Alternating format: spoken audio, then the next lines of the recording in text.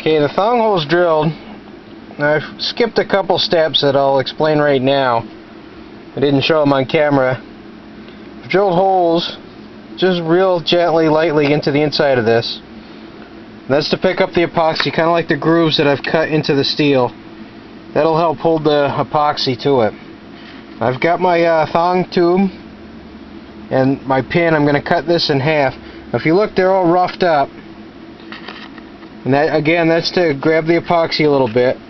There's a bunch of different ways you can do it. I usually just lay it on the slack belt, let that sander go, and I'll just spin that and do it that way. The tang here has been wiped down in alcohol. I'm not going to touch that anymore with my bare hands because I don't want to put any oil on that. So I'm going to set the... Oh, and the other thing that I've done is I've test fit these to make sure that they're going to work. I've used my pins. I've put this whole thing together once, checked for any gaps. Everything is good and tight. So I wanted to make sure there's going to be no surprises. I'm going to set the camera out of the way. I'm going to put my rubber gloves on. Okay, the camera's out of the way. I'm going to put my gloves on, and I'm going to mix up some epoxy. I'm a little nervous about doing this step on camera for a couple reasons. One is I don't want to get epoxy on my camera, so hopefully I'll remember to take the gloves off before I touch it. So I use DevCon 2-ton epoxy. Okay, I don't think the camera angle was very good on the last one, so I'm going to try setting the camera up there and making the next one up, and maybe you can follow a little better. I've already got the epoxy stirred, so I'm going to apply that to the handle. I've got alcohol on the blade. I've cleaned that all up, wiped it all down with alcohol. I just roughed these up with a sander. I'm going to make sure that I have a good coating of epoxy. Make sure I got the right knife. Get a pin. A bit of epoxy on the pin. That'll go through the front hole, hopefully. There we go. Try not to rip my glove while I do this.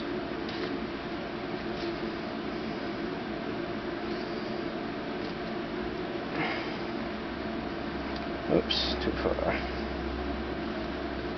Okay, now I just want to get that front one through the metal.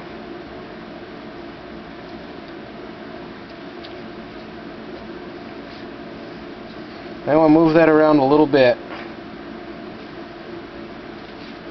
Try to line it up close. I slide that like that because I want to get any of the air pockets that might be between them out. I want that a good tight fit between the epoxy, between the wood, the metal, and the epoxy and everything else. So I'll get that one just into the steel, just started into the steel. And we'll get some epoxy on the other side.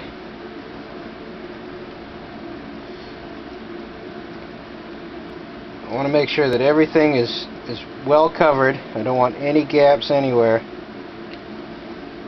That could be the difference between a rusting handle and a good one.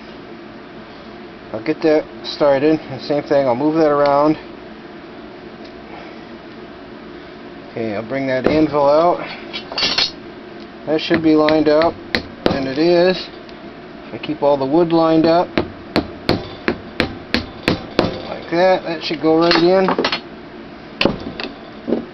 Now we'll get the copper tubing for the thong hole, get some epoxy on that,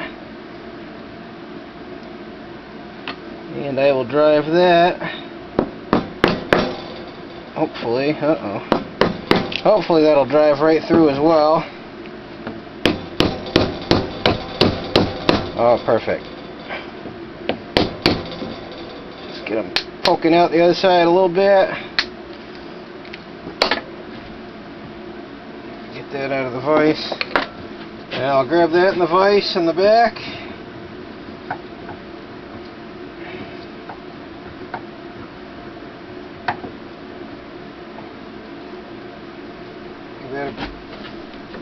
halfway decent squeeze,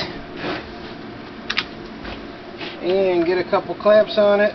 Okay, I'm just removing the last of the clamps now. It's the next day. These have been all night clamped up. The epoxy's dry now.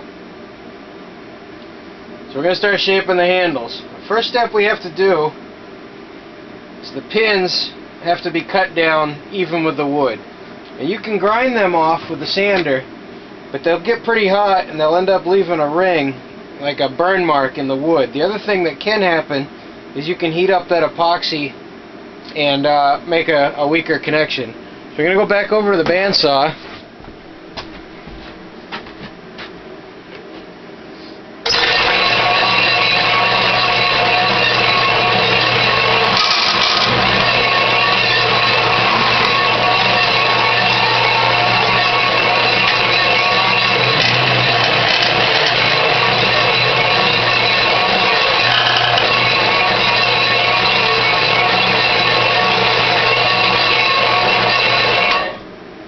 And we'll get them all cut off so everything's pretty flush and even.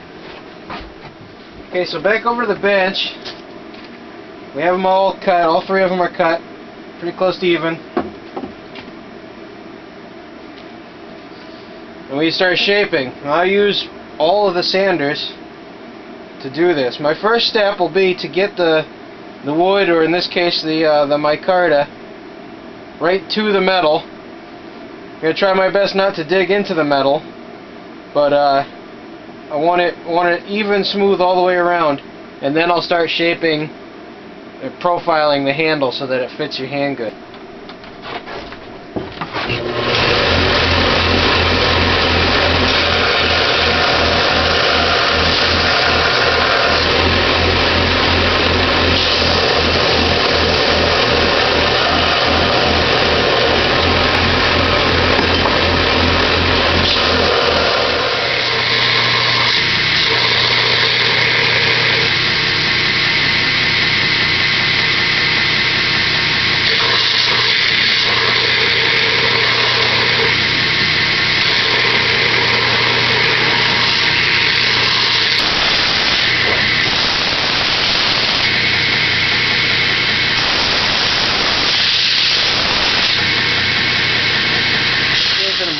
Getting them all to the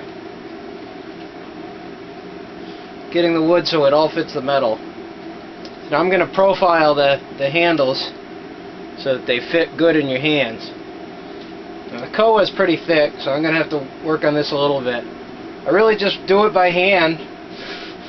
Again, I use most of the sanders, but this one does the majority of the work.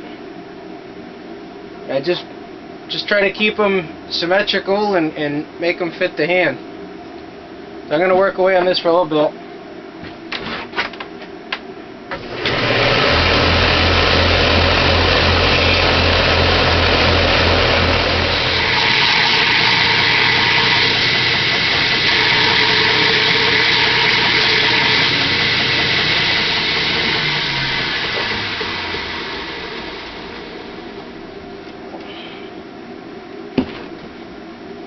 Okay, got it shaped in. It's still a little bit crude, but it's the shape I want it, and I can see I got to do a little bit here to even it out. But it's got a good feel, fits good in the hand. My micarta handled one, that came out like that. That one's really ready to be brought right back up to. It doesn't need to have any kind of more sealer on it. It's got the resin through it. So I'm going to bring that up to about 600 grit on the sandpaper, and then I'm going to take it to the buffer, and this knife will be done. The other two,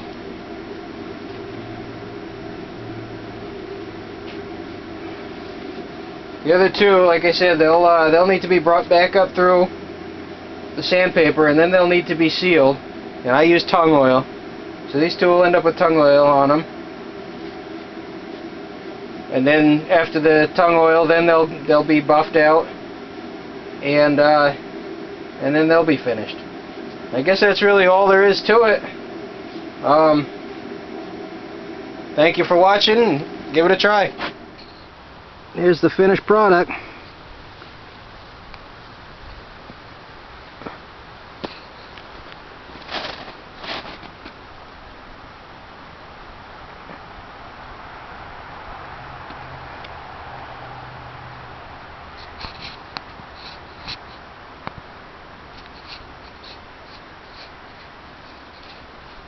Thanks for watching.